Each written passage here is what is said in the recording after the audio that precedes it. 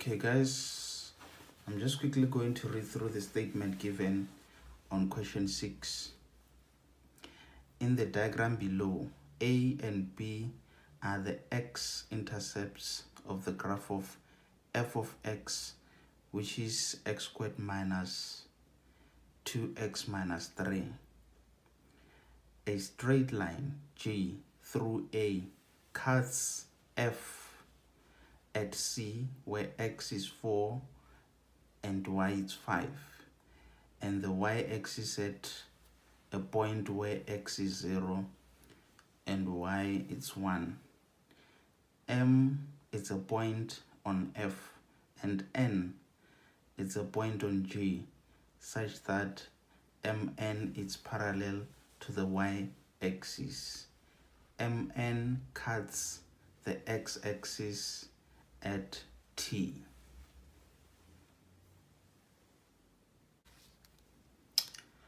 Okay guys, so without having to refer to the statement, let's try to interpret the graph itself. So normally in most cases you'll find that the graph is actually representative of the given statement.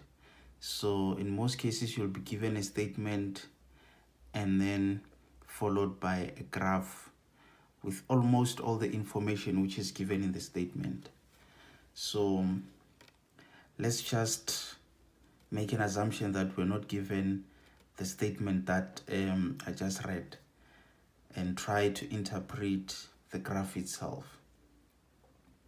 So when you interpret a given graph, firstly, you need to identify your axis.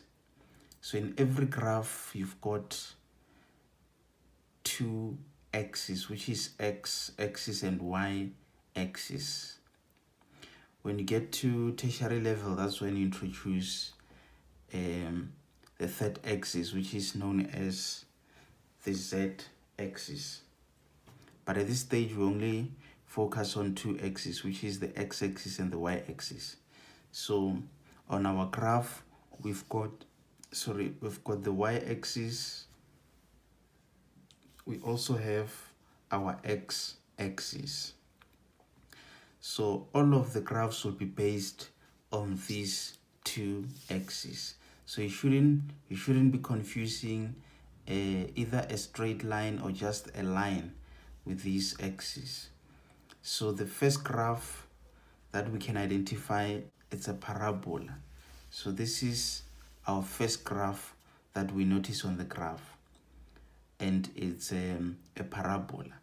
So this graph is referred to as the graph of f of x, which is equals to x squared minus 2x minus 3. So for every time when we mention the graph of f, or maybe when we mention f, we'll be referring to this graph, which is a parabola. So remember guys, when it comes to parabola, you normally have a shape which is in that direction, or you've got a shape which is in that direction. So remember, from the previous lesson, we noticed that when our a is positive, we have a smiling shape. But if our a was negative, we're going to have a sad shape. And another thing to notice from this given information, especially the equation of f of x, is that it cuts the y-axis at -3, which is that point. So the graph of f cuts the y-axis at -3.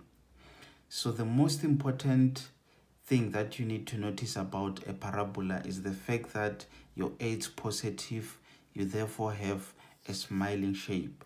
And again, you see, which is the point where your parabola cuts the y-axis. This is the C, which is -3 in this case. So that means that point, it's negative 3. So you also have a turning point of your parabola, which is below the point where your graph cuts the y-axis.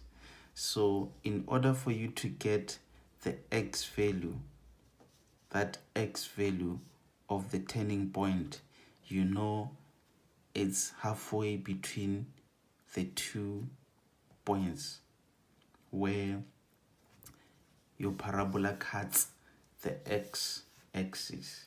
So when you look at your parabola, it cuts your x-axis at point A and B. So halfway between these 2 points, it's your turning point. So if we had a value there, and we also knew what was the value of B, and we had to determine the x value of the turning point of your graph, you'd divide the sum of A and B by 2. So it's more like you add these 2 and then you divide them by 2. And that's how you get the x value of your turning point. If you wanted to determine the y value of your turning point, you then use this x value to substitute into the equation and calculate the corresponding y value, which would be the y value of your turning point. So in most cases, that's what you're mostly interested in when it comes to a parabola.